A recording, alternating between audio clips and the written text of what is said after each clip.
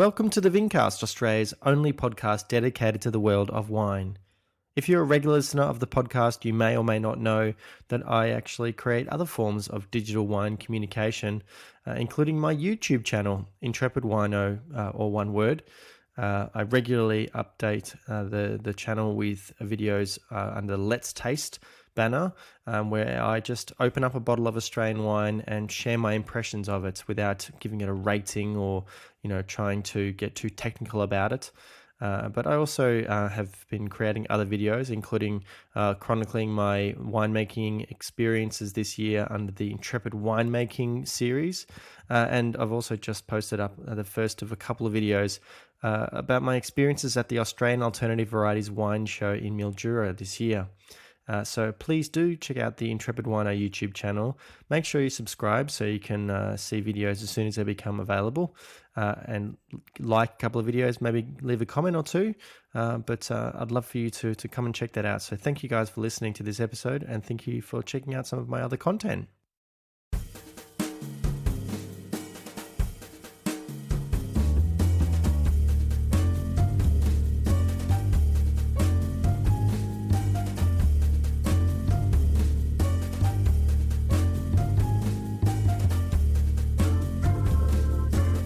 On episode 110 of the Vincast, I chat with Ed Carr, Australia's premier sparkling wine producer, responsible for such incredible sparkling wine brands as House of Arras, Yarraburn and Sir James.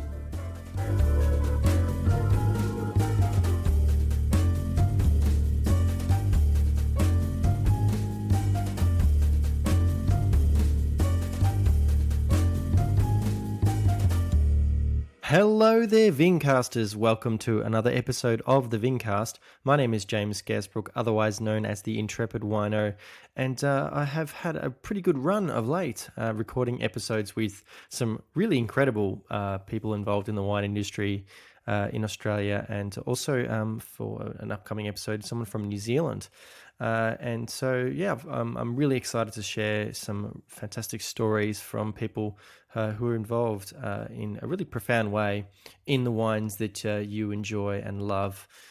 So one person that I've definitely wanted to talk to for a long time, and partly it's because of my experience working for Domaine Chandon Australia and particular love of champagne, is Ed Carr, who is, if you haven't heard of him, but you may have drunk one of his sparkling wines. He works for Accolade Wines and is responsible for probably the finest sparkling producing house in Australia, House of Arras, which is focused on Tasmanian fruit, considered to be the best for sparkling wine.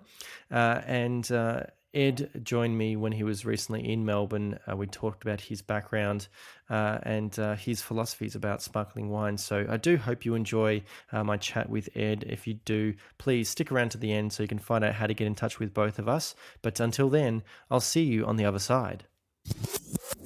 Ed, thank you very much for making some time whilst you're here in Melbourne. We're heading into a pretty busy time of the year, but it looks like we're starting to get a little bit better weather, so definitely sparkling wine drinking kind of weather. But thank you very much for being on the Vincast.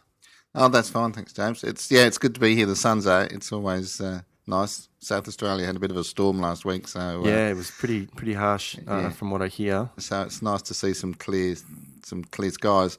Yeah, there was a bit of damage around the place. I've yet to go through the Riverland and the Sun, Rasia, to see what's happened. But, I was just there for the Alternative Varieties Wine Show, visited some vineyards up there. So, my heart really does go out to all of the growers and producers up there. But usually on my podcast, I start every episode asking my guest if they can remember if there was a particular incident in their life that made them think about wine in a different way, that led them on the path to a wine career, or if it was just sort of a gradual thing and then all of a sudden, oh, I'm working in the wine industry.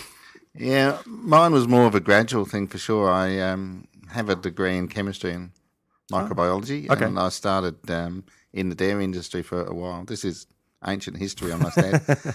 And I started with that role in a quality assurance laboratory in the wine industry, which was actually Seaview Wines at that stage. Yeah. And with their big focus on sparkling, but also being in a smaller winery itself, I actually just started to get more and more involved in the sparkling wine process. Oh, wow. Okay. So it's been a slow burn in that sense to get into it. But you did have that previous sort of combination of the science with the agriculture industry, if you're working sort of in the milk industry? Yeah, it was certainly the science lead-in. Okay. People say, is winemaking an art or a science? I lean heavily towards the science side. Sure. I think you have to rationalise everything and put science and organisation behind There are it. a lot of processes involved. Yeah, it's a logistics operation at times, and we have a lot of people in some very good teams all over the country. Yeah. And you just got to actually physically make it work too. Mm-hmm. Where are you from originally? I'm a POM. I was born in England on the East Coast. Came out to Australia in the mid-'60s. Why and when and all this happened, it's just conjecture now. My parents decided to make that call and ended up in a satellite town just outside of Adelaide. Never even thought about the wine game. Were they into wine at all? No, my father was a watchmaker and jeweller, had his own business. Okay. So probably needed to have a steady hand, so yeah. didn't imbibe much. No, absolutely not. I mean, literally not into any sort of beverage much at all. Not even tea? Oh, tea, yes. Okay. Plenty of tea and coffee, but... tea, please, we're British. Yeah, alcohol was restricted to ports and sherries mainly at night. Fair enough. But, I mean, that's, to a certain extent, there's a reflection of that time as well. Yeah, absolutely. That's what most people drank if they did drink. And so you grew up just outside of Adelaide. Did you study at university in Adelaide as well? Yeah, I did. I didn't really know what to do, so I did chemistry and microbiology in food sciences. Okay, that sounds a little bit strange because for me, I didn't know what I wanted to do, so I studied arts. Yeah. Because arts, you can do almost anything, but I don't know what to do, so I'll do chemistry. Were you proficient in sciences at school? I wasn't bad at sciences. I was not maths, but I could do physics. I was pretty good at physics for some reason, which was mainly maths. Mm-hmm. But chemistry and micro, I really sort of fell into a bit. Okay. Was there a particular reason why you sort of liked the chemistry side of things? I wasn't a fan of organic chemistry. I don't think anybody was, but no, it's I don't know. It just seemed practical. Sure. And the microbiology side led into, well, colleagues of mine at the time, went to brewing, went to food manufacture. That's where I sort of thought I'd end up, but it just turned out to be the wine game. Right. Okay. And I would have thought that, at that time there was sort of growing industries, particularly in agriculture, and was there sort of a demand for chemists and microbiologists? It was strange because I got employed in the Seaview winery as a microbiologist. Norman John Walker was there at the time. Yeah. And he had some troubles with secondary fermentations, and for some reason they believed some guy Green out of university could come in and fix their secondary bottle ferments. Wow. Which we ended up doing, and that was a great learning curve. But it was as simple as that. These things just happen, and you sort of step into somewhere, and it leads to the next one. So back at that time, was Seaview making method traditionnel, or were they making transfer, or they were having secondary fermentation in bottle? Seaview brand was actually an industry sort of leader at that time. There's Seppel, I guess, had the lead in terms of cold climate with those sort of companies. Warren Randall was there at the time with Seppel, and pushing into the cooler climates around Great Western and Drumborg and Tumbarumba. Yeah. Shandon was just starting. Yeah. I mean, this was 80s. Late 80s, mid to late. Yeah, mid 80s, I guess, with Shandon coming on the scene. I don't know the exact year. But Seaview was a massive brand. It was all traditional method. We used to do, I'm guessing, 5 million litres. That's traditional method. It was all set up for big volume. Where was it being processed? It ended up being processed at Nurippa. They built a shed there. The purchase of the then would have been Win Wine Growers was from Penfolds Wine Group, and they ended up not building the cellars at the back of McLaren Vale, like Ranella more, but they moved them up to Nurippa at the back of the Penfolds building up there. Even warmer. That's right. And so you came in and you were looking very much at the chemistry and microbiology of things, and so it was a job essentially at that time. Yeah, it was in a sense, but sort of interesting. But I saw myself keeping the white coat on and staying in that sort of QA chemistry side of it. Yeah. But again, being a smaller operation, even though it was big in a sense, but the winery I worked at was reasonably small. Right. I just got involved in the day-to-day winemaking and became an assistant winemaker without being an assistant winemaker, if that makes sense. Yeah. And was it hard work to start off there and, looking at all the different base wines and having to kind of almost reverse engineer, thinking about, I need to look at something that has to go through a number of other processes before it's a finished wine and, including aging on lees and stuff like that. Was that pretty hard to learn? Well, we did what we did like with our new style of wines as well. We just went back to basics and said, what do we need? We need Pinot Noir and Chardonnay. Where do we want to grow them? For what price point? Right. So it's been very much, just a repeat of that process, I suppose. Mm-hmm. So you've sort of always been a sparkling winemaker. Have you ever dabbled in any other types of Not wine officially. making? I was never responsible for any. No. Let me think. With the Seaview winery, which is at the back of Ranella, which is now a suburb, I was a little bit involved in whites and reds, but basically just with an overview. Mm. Then I moved up to Nurippa in the mid-'80s and went into the Seaview cellar there. So that was my first time of really being part of the winemaking scene itself. Right. So 5 million litres. How many different base wines are we talking about? It was a big blend. I mean, Seaview Brut was, we took it to nearly a Pinot Noir Chardonnay blend. Wow. Mainly warm climate. Okay. It was moving on and there was a range of premiums. So only a few blends really. I mean, it was a very simple industry time, I guess. Sparkling hadn't really come on with the multitude of brands and styles you've got. I mean, Yellow Glen was just coming on the scene, and Yellow Glen was a very different kettle of fish to what it is now. Yeah. Those brands have evolved in their own various ways. Now, Australia is one of the largest consumers of sparkling wines and champagne, but back then, was there a lot of sparkling wine being consumed in Australia? Was it a really growing market for it? It was growing, but it was very much focused on the warm region, non-classic variety brands. Okay.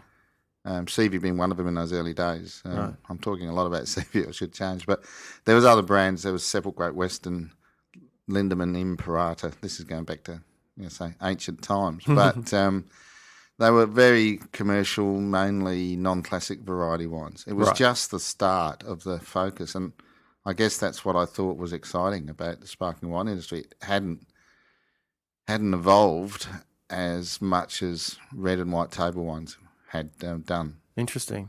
And I kind of think of them partly as a product of all the pioneers of white wine production, like Tony Jordan, obviously ended up at Chandon, and Brian Crozer on the work they did with, reduction and protecting, from oxygen, that kind of thing. I would think that the quality of sparkling wine really probably would have improved a lot in the 80s and 90s.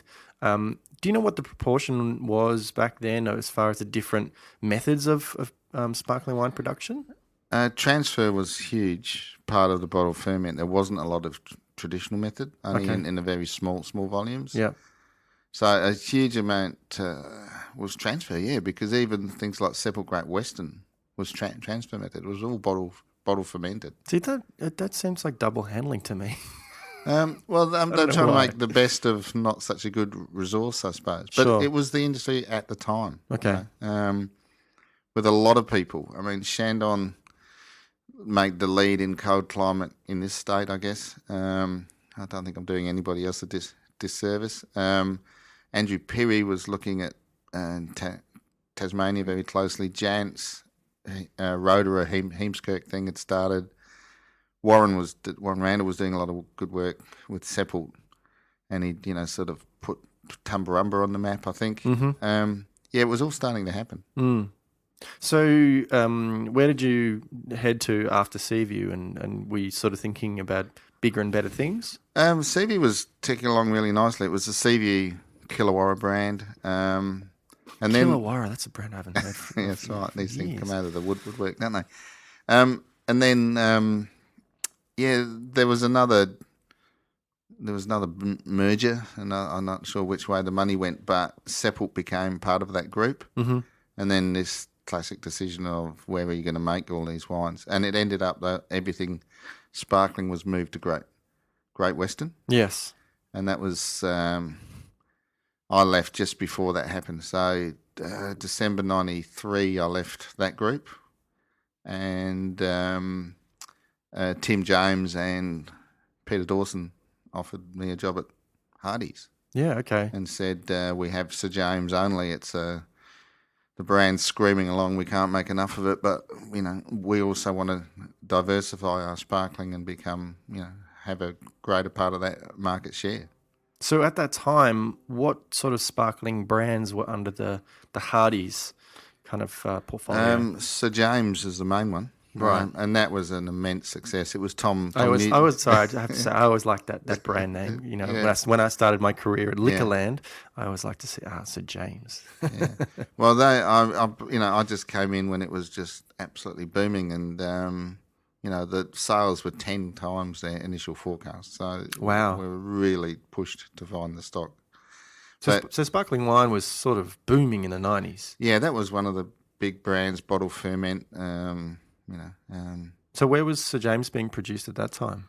At the Ranella Winery. Okay, right. Yeah. Oh, okay. So, say Tom Newton, who's now the group white winemaker, right, was in charge of that at the time. And so there wasn't necessarily someone in Hardy's specifically focused to sparkling wine? No. And so you were the first person, and you have been that person since then? Yeah, so I started Vintage 94, which was then a company called BRL Hardy. Right. Yeah. Now, obviously, then it went to Constellation. Then it went to Hardy Wine Company, then to Constellation, now Accolade. Accolade, of course. Yeah. And so were you being brought in with a specific idea, or just come in and just look after all the sparkling wines? Both, I guess. Sure. Tom really needed his time to focus on white wine. Yeah. So this was very much the time when wine in general, Australian wine in general, was booming. The export markets were starting to really open up, so they needed more feet on the ground, so to speak. Yeah, and more sort of specialised in a sense. I think it was the time. I'm a big believer in specialised to certain styles. So, again, it was Tim James, Peter Dawson. Said, well, we are a big player in the field, but we don't play hard enough in the sparkling wine sector. So let's look at what we do at the top end, but also, diversify, have more brands with us, like with a sparkling line in them. Right. So it was all styles, all price points, really. Okay. So when you started with Hardy, there was Sir James. Yeah, and there was a brand called Courier. And okay. That was basically it. They're just Sir James was instantly the leading brand. It just took off so quickly. Right. And it had television ads as well at that stage, so it was just booming. Wasn't that an amazing time when you could actually advertise wine brands on TV? I think pretty much Wolf Blass and Penfold's the only ones who have it now. But so. Even before that, you probably would have had the opportunity to head out to different regions in Australia, different states.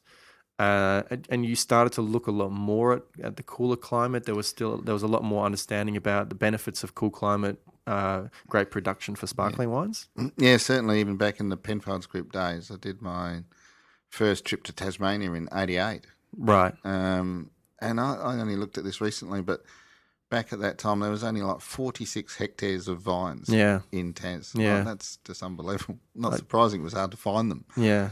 But yeah, I started to look there, started to look at Tumbarumba, and then I moved companies, and I really just took that and just rolled it into the new company because it was what they wanted as well. They wanted to be in the top end of town. Yeah.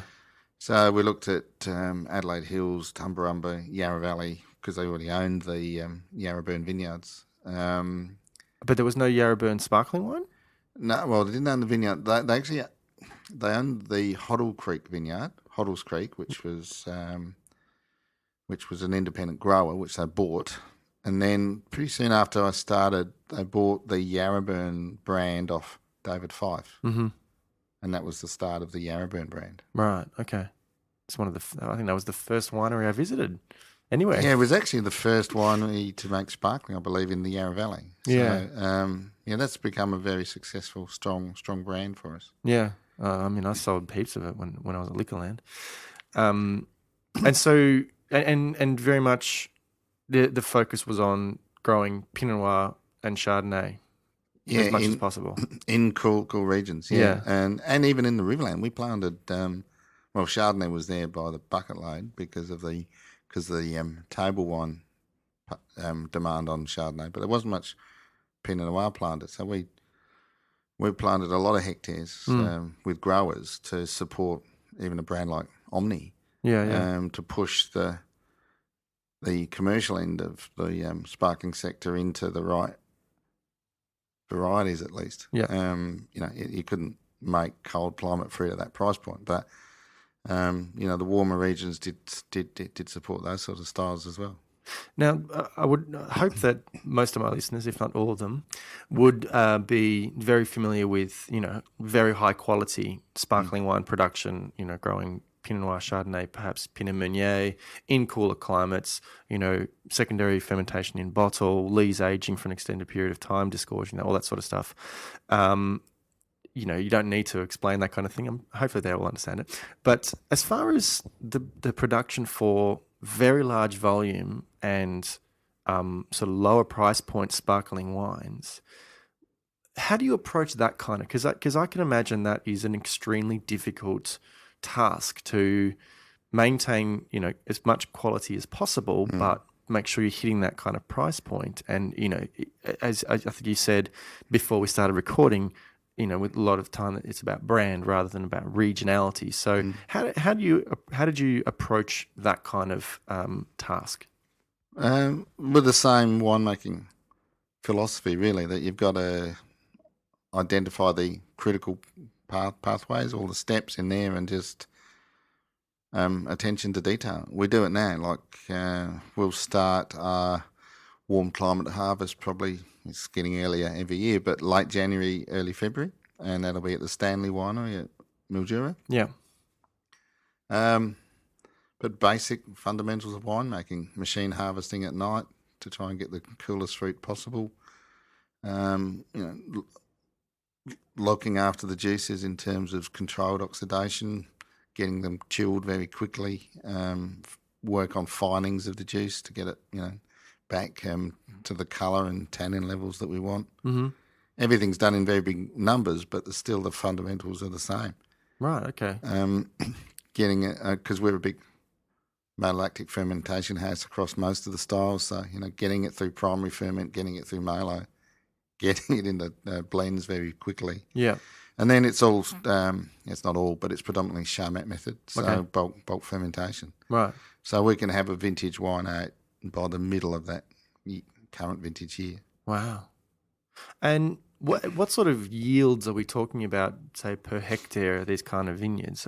I would assume it's a bit larger than your more premium, cooler climate stuff. Oh, yeah, absolutely. I mean, they're big vines able to support bigger crops. Sure. And the economics demands that. But we look at low 20 tonnes per hectare is general. Yeah. It varies, but we aim between 20 and 30, but hopefully in the low 20s. Right. Okay. When you started with BRL, the sparkling wines in that kind of price category, have they changed significantly since then? Like, what as far as residual sugar or dosage levels, how dry were they back then? Have they got drier and drier as time has gone on? No, at the commercial level, I think they've probably got just a hint sweeter. Really? Not much, but most would be between like 14 and 18 grams per litre now. Yep. I guess younger, more fruit-driven wines just need a little bit more sugar for balance. Sure. A lot of those products were transfer method. Okay. They're now Charmat. So. Right. Okay. Particularly for wines in that sort of price category, what do you feel that are the big kind of innovations you've sort of brought to that kind of category of sparkling wine? I think in the commercial budget end of town, it's mainly the use of Pinot Noir and Chardonnay. Sure. That's one of the key things. We've looked at more the use of oak and oak products to get structure in some of these wines. Wow. We don't want oak apparent wines, but we want to build texture and structure. So commercial products still need to be very much flavourful wines. Sure. People need to enjoy drinking them. So we're trying to build as much into them as we can. Mm-hmm. But it's very much the basics. Just make a nice, bright, fresh, fruitier style, Mm-hmm. and try to build structure and texture around that. As far as the more premium end of the portfolio for sparkling wines, did you go into each kind of different brand and have a very deliberate idea about what you wanted to do with each of them?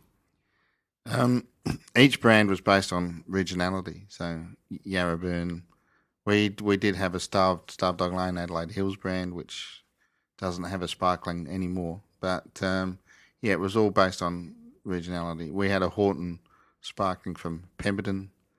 Wow. Yarraburn from Victoria. Yeah. A Sir James product coming out of Tumbarumba.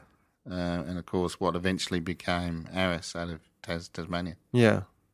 But essentially, it was always quality focused, and like of those more premium sparkling wines, what's the most number of different base wines you might have actually looked at for blending? Tasmania, I think, has evolved to the biggest number. Mm-hmm. Probably come out of a Tasmanian vintage with about 35 components to work with across 3 or 4 wines. Yeah.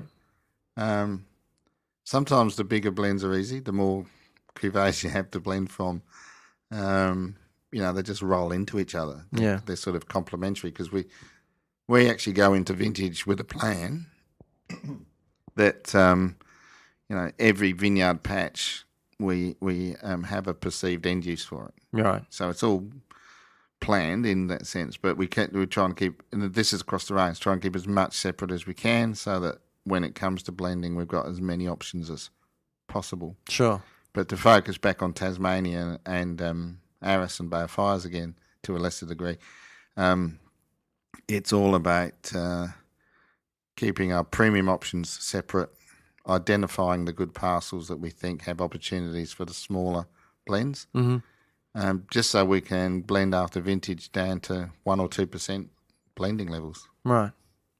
So you identified many, many years ago that Tasmania was, one of, if not the best place to be growing grapes for the production of sparkling wine. And that no doubt played into, establishing the House of Arras. Yeah. Were you given sort of free rein with that? Did they kind of say, look, we want you to make an absolutely world-class sparkling wine? It's evolved. Okay. But, yeah, that was the original brief. Back in the early days when I walked in the door, let's make a premium sparkling wine. Let's make the best we can, where do you want to make it? Really? Okay. So Yeah. they said, Ed, what do you reckon? Yeah, And but you then said Tassie. But I mean, it was pretty obvious. The guys, Andrew Period started production then. Had Shandon, Shandon but they were was buying some fruit rolling. from down Yeah, there. That was there was one vineyard that they worked with out of Tasmania. that's the Tolpuddle Vineyard. Yeah, Yeah. yeah. So I missed the 94 vintage with Tasmania because I only just started there in 94. But from 95 onwards, we started sourcing Tasmanian fruit. Mm. We didn't have a Great brand. vintage, 95. Yeah. For the sparkling wines. Yeah, we were but we didn't have fixed resources, so we were buying people's, can you believe, surplus grapes on the open market. Wow. I can't believe there were actually surplus grapes. No, it's not something you hear about in Tasmania these days. Yeah. And then we brought them back, and this fruit was relatively expensive compared to what other fruit was, and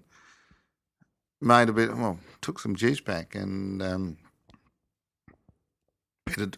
Peter Dawson was the man to impress at that stage, and showed him the juices, and he said, yeah, I reckon that's probably one of the best sparkling juices that I've ever seen. And we took it through to wine and made the wine. And again, the comments were all very, very positive. Yeah. And it's just been a roll from there. It's just been an evolution. We went to buying fruit on the open market to contracting growers. In 2001, we bought the Bay of Fires winery, which had its own vineyard. So how many hectares? Hectares, I bet not quote them, but it's around about 300 tonne of fruit. Right. Okay. So it's a sizable lump, and we're expanding that now. So we're actually planting Pinot Meunier there. Wow.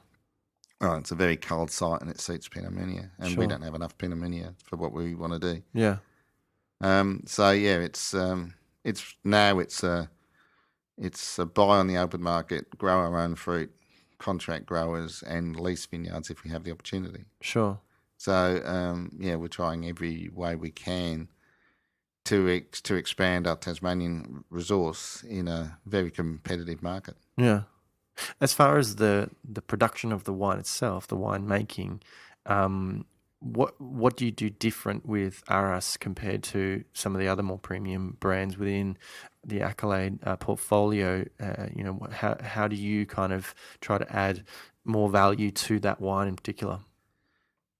Well, the resource is more pricey from the start, and we've really gone to get the best quality vineyards that we can. So just to go back to Tasmania, we're not a single sub-region producer. We don't make wine off a single vineyard or out of a single region. So even though Tasmania is considered to be one region, we've got a very diverse fruit supply. Yeah.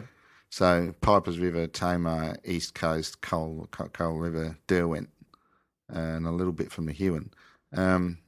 We've looked at every area and are trying to ascertain which areas suit our certain labels. So that's the sort of start of it. In terms of the winemaking, our winemaking is very similar across a lot of styles, but we're just letting the terroir express itself. But in Tasmania in particular, the use of oak as well, very high quality, relatively young French oak in some of our styles. So this is for the primary fermentations. I mean, are they aged? Are the base wines aged in wood for much beyond the ferments? No, we started off with this sort of project in about 2006, looking at ways to increase the complexity and structure of our sparkling wines across the range, the premium range. And we now see high quality, particularly fermentation of Chardonnay in high quality French oak. Small format is just the way that we build structure into these wines. Mm. What was the first vintage of Arras that was released? Was it the 95? The 95, yeah. There was some Yarra Valley fruit in that as well. Okay. Yeah. So Arras wasn't necessarily originally going to be a Tasmanian brand. It was just the best that we can make. Yeah. And then, but by 98 was the first vintage of all Tasmanian wine. And it has been since then? Yeah. Was Arras intended to be a wine, or did you have ideas about making a number of different cuvées? Again, that's been an evolution. Arras was initially one wine. It was a Chardonnay Pinot Noir. Correct me if I'm wrong. It was sort of going to be the sparkling wine equivalent of Eileen Hardy. Yeah, in that sense. Right. Okay. But Tasmania shone so strongly, and I'm glad we sort of made that choice because I think we've proved ourselves correct. That, yeah, absolutely. We looked at diversifying our vineyards within Tasmania rather than taking in mainland ones. Sure. So, from the warm parts of the Tamar to the Upper Derwent to probably the coldest region is Pipers River. We have a great diversity of supply and the East Coast. So, we've diversified our supply but stayed within Tasmania. Yeah, I mean, like it was something that, one of the first things that I realised about Tasmania was that you can't consider that whole island as one homogenous kind of climate. There's so many different sub-regions. It still boggles my mind why they don't actually separate it up into sub-regions. But yeah, I can imagine, that absolutely, with the different grape varieties and different sub-regions, you have a lot of sort of room to play. Yeah, I like the idea of mentioning sub-regions on labels, but I'm still a very strong supporter of just calling it Tasmania at the moment. That's a fairly champagne philosophy, though. Oh, it is in a sense, but I think let's get people used to Tasmania first. True. True. But it is such a strong draw now, domestically and internationally. It's Tasmania, just the name is pulling a lot of interest.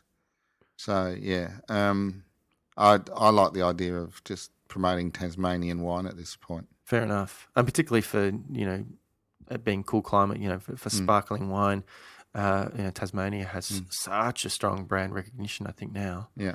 Do you think it's been really important that Tasmania, as a wine growing region, has grown with you? I would imagine that there's the amount of fruit that you're able to work with in Tasmania is significantly more now than it was when you first started, working on Arras. Yeah, there's a lot more fruit. It's probably up to 1,600 hectares now, I think. Wow, yeah. Maybe more. But, from very small beginnings. But it's also very competitive now. There's a lot of other major producers and smaller producers as well with producing very high quality wines. Mm-hmm. So the demand for fruit is still very high. So the prices for fruit haven't really gone down that much? Certainly they haven't gone down. No. They would have gone up, absolutely. Yeah. How involved were you with the sort of the branding of Arras? Did they involve you at any stage in that and how you wanted to communicate about it? Yeah. Developing a brand name is very, very difficult because everybody's got a different opinion. Absolutely. And we certainly didn't want to make it a tied to a region or a place too much at that stage. Okay. We would have thought maybe different about it now, but Arras comes from the dictionary meaning of intricate tapestry. Right. So we thought, well, winemaking's a bit of weaving, weaving a lot of things together. Think sparkling wine, method traditionnel is very much a tapestry. Yeah, so it seemed to fit with what we had in mind, and the name's stuck obviously and built some great reputation and rapport across the world. So, coming up with a name that someone else hasn't used, you think you've got a brilliant name, you go to search it, someone else in Oregon's used that. There's all these sorts of things. It's very difficult, actually. Yeah. I mean, we're lucky we've got Google now, but even then that can't be 100% relied upon. When you launched Arras, was it difficult to kind of get people to understand, about like this is the best that Australia can make as far as sparkling wine? Was it hard? Was it very competitive for compared to champagne, for example? It always has been very competitive and still is with regards to champagne in terms of market recognition. Yeah.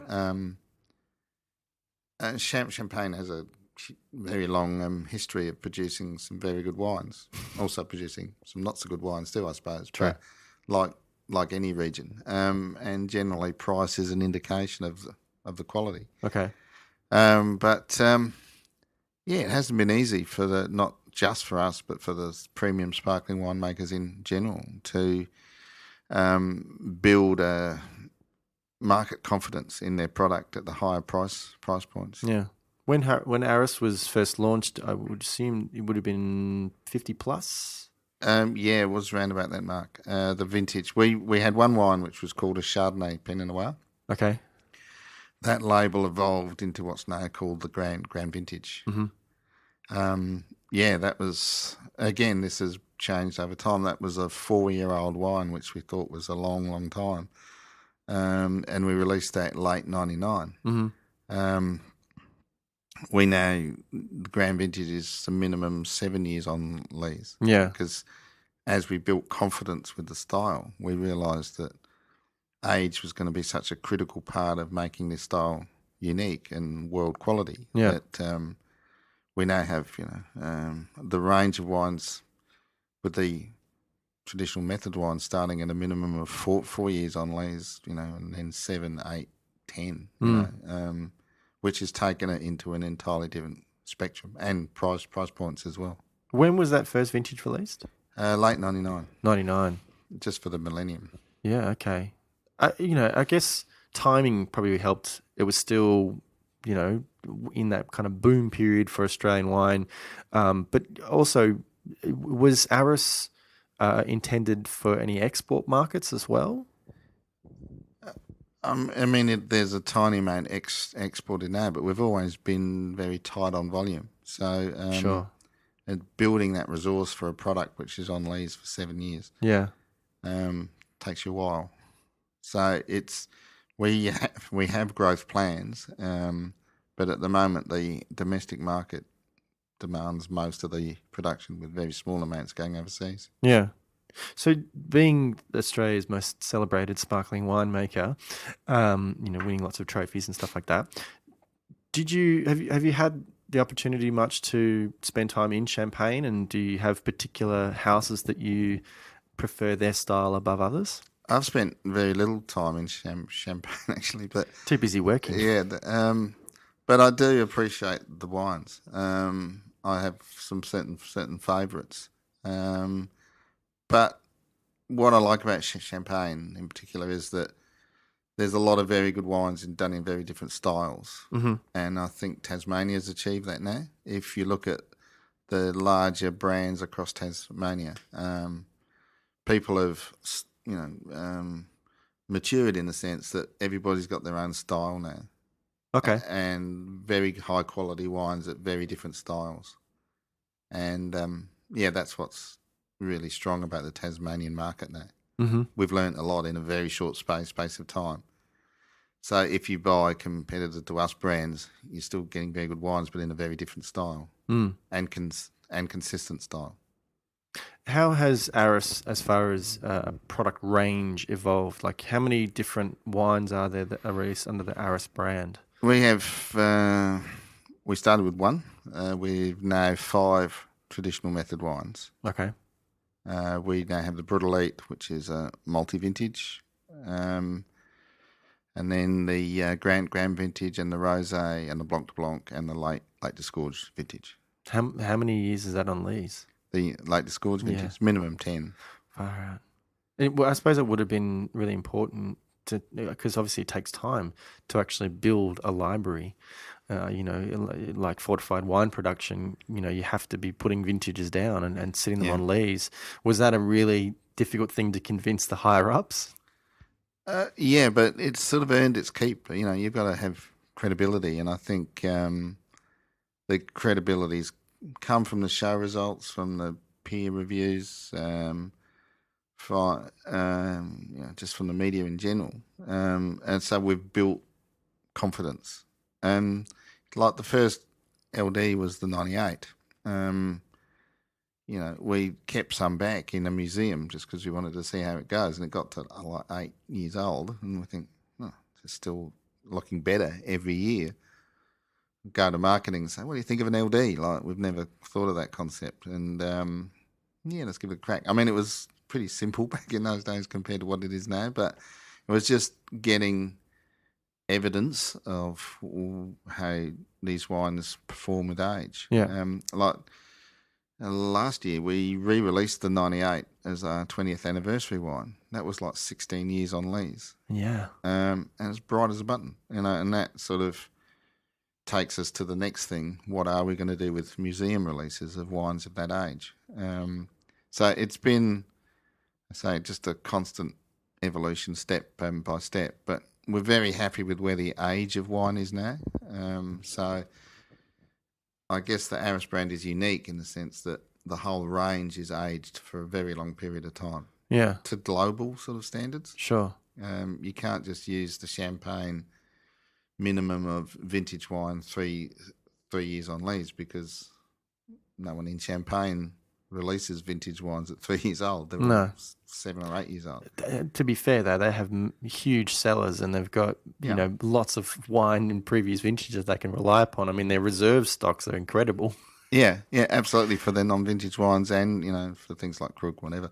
But, that was the recognition that with Arras, which I think is unique, as in terms of the brand, that to be of global quality, we had to be of equivalent age of wine. Sure. And if you look at current imports, very good quality products, they're 06s to 09s. Mm. With the LD, I'm assuming it's probably not released every vintage. It has to be other high quality vintages. There's very few that are missing, because if we've got enough quality for you, I guess. If we've got quality to make the grand vintage, chances are we'll hold some back for the late disgorged. Great. Again, it's like feeling the market too. How much can we sell? How much do we keep? Yeah. There's a bit of crystal balling going on there, really. So as the group sparkling winemaker for what's now Accolade, how much of your time do you dedicate to Arras compared to the other brands within the portfolio? That's a dangerous question to answer, I suppose. I like to think certain people drive brands. So really within our portfolio, I like the winemakers that are responsible for those brands to have a lot of autonomy. Mm-hmm. So I see it as we're a sparkling winemaking group. We've got a lot of expertise. We can talk amongst ourselves and have regular meetings of what we do, how we do it. Yeah. But I'm really trying to promote a very active policy of maintaining style differentiation. Yep. So autonomy is just great for that. As group winemaker guys, what do you need to make the style that you want to make? Right. I hope we're taking that approach, and I think we are. We're very positive on that, but it's got to be a very active process. You can't just be passive because it'll fade a bit. So really promote individuality and regionality, and region is the big thing that's going to drive it. So our brands will have a lot of regional focus. Yeah. Okay. Excluding Tasmania. Yep. Do you think that there's somewhere in Australia that has the potential to be the next big sparkling wine production region? There's some very good wines coming from very diverse cold climates. I mean, within Australia, you get cold climate with altitude or latitude or both. Sure. But they're stylistically very different. The wines from Orange, there's some brilliant sparkling wine coming out of there actually, but they're very different structure. Sure. To the higher latitudes. So I don't really see a new region. I just see developments of existing regions that are producing, in terms of higher latitudes, and I'm going to miss some for sure, but, Orange, Tumbarumba regions is very different but very good producers. Yarra Valley and Upper Yarra Valley still very strong. Macedon, Adelaide Hills, Tasmania, all very different wines. Yeah. And I think that's probably part of the exciting thing for yourself, particularly looking at all these different brands. But look, it's been really fantastic to be able to sit down with you and hear about the amazing things you're doing with sparkling wines in Australia. I will be sure to follow, to share all the different social media accounts for Arras. Do you have your own social media accounts? No, do you use social media much? I'm a little bit of a dinosaur in that regard, so I just think ethereal about sparkling wines rather than share it too much at times. But no, certainly through the brand, lots of opportunity there. Fantastic. But look, thank you again. I'm sure the listeners will show their appreciation to you. Okay, thanks. It's been a pleasure. And as always, thank you guys for listening to another episode of the Vincast. I have been James Scaresbrook, otherwise known as the Intrepid Wino. Now, those House of Arras social media accounts I mentioned, on Twitter and Instagram, it's at House of Arras, and on Facebook, it's at House of Arras Sparkling. But make sure you visit the houseofarras.com.au website to find out more about Ed and the incredible wines he produces. You can follow me on social media on Instagram and Twitter. I'm at Intrepid Wino, and also the Vincast is on Twitter at the Vincast. Come and visit me on Facebook, which is at Intrepid Wino. Make sure you hit that like button, and come and visit my YouTube channel, which I mentioned at the start of the episode, which is Intrepid Wino, and come and see some of the videos that I've posted on there. I'd love you to subscribe to the podcast on any number of different podcast sharing apps and programs, but the best one is probably iTunes. Subscribing means you get the newest episode as soon as it becomes available, and I'd love to hear from you if you would like to leave a rating and a review, because it really does help with the word out about the show. As always, you can find out all that information at intrepidwino.com, because I'd love to hear from you. So you send me an email or message through the website. But until next time, bye.